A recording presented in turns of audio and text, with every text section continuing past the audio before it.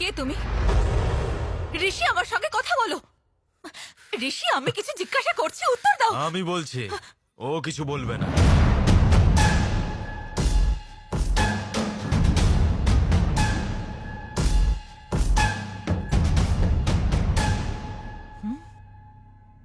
ঋষি কোনো আজে বাজে বংশের ছেলে নয়। ও আমাদের দেবতা জনার্দন বাবুর ছেলে।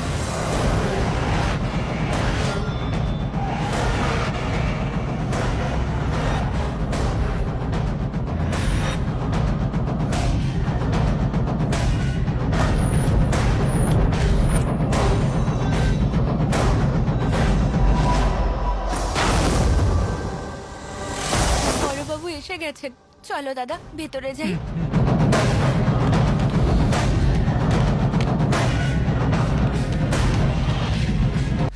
যদি পুলিশ স্টেশনে তালা দিয়ে দেন আমাদের চাকরি চলে যাবে। কমিশনার, আপনি জানতে চান এই লোকটা কি করেছে? লক্ষ্মী, বড়বাবু, ওনাকে বলো তোমার সঙ্গে কি হয়েছে। স্যার, ইনি আমার বড় দাদা, ইনি বোবা। কিছু লোক জোর জুলুম করে আমাদের সব জমি কেড়ে নিচ্ছিল। যখন আমরা সাহায্যের জন্য থানায় ইনার কাছে এলাম, উনি বললেন আমাদের সাহায্য তখনই করবেন যদি আমি উনার সাথে একটা রাত্রি থাকি। স্যার, এ তো আপনার ভাইপো, তাই না? তাতে কি হয়েছে? এই জয়রাম, হ্যাঁ দাদা, তোমার ছেলে অন্যায় করেছে, এরকম গদ্দারকে কি ছেড়ে দেওয়া উচিত? একেবারেই ছাড়া ঠিক হবে না। শুনলেন তো কমিশনার, এ আমার নিজের লোক হোক বা বাইরে যে কোনো লোক হোক, অপরাধ যে করবে তার শাস্তি পাওয়াই উচিত। বৌদি, জয়রাম, শক্তি এরকম করলো কেন? আমার সন্তান ভাগ্যটাই খারাপ। ওর জন্ম হতেই আমার স্ত্রী চলে গেল। আজকের পর থেকে আমার কোনো সন্তান নেই। বৌদি, দাদা খুব রেগে আছে।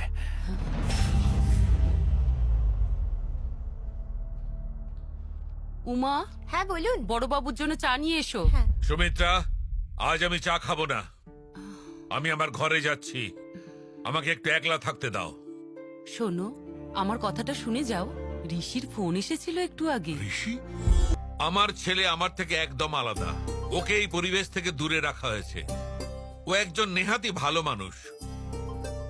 আমি ওকে এই খুন খারাপির পরিবেশ থেকে দূরে রাখার জন্য ওর সমস্ত পড়াশোনা ব্যাঙ্গালোর থেকে করাচ্ছি।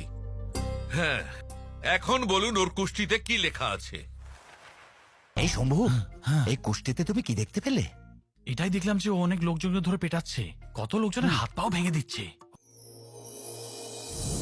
I love you, I love you. এই ঋষি, আই লাভ ইউ। আপনার ছেলে তুলনাই হয় না। আপনার ছেলে শুধু ছেলে নয়, একদম হিরে। এই হিরে খুঁজলেও পাওয়া যাবে না। শর্টে বললে মিস্টার পারফেক্ট। এ সবার মন জয় করবে। আপনার মুখ থেকে আমার ছেলের সম্পর্কে এইসব কথা শুনে মনটা আনন্দে ভরে গেল পণ্ডিত মশাই। রাজু, বলুন। এনাদের এমন পুরস্কার দে যাতে সারা জীবন ওরা ভুলতে না পারে। মিথ্যেটা বুঝে ফেললো নাকি? মনে হচ্ছে পিটুনি দিয়ে শ্মশান ঘাটে পাঠিয়ে দেবে। তোমার ফোন বাজছে, ফোন বাজছে। Why are you shouting? মরে গেলাম। ড্যাডের ফোন। রক্ষা করো ভগবান, আজকে আমি মরেছি।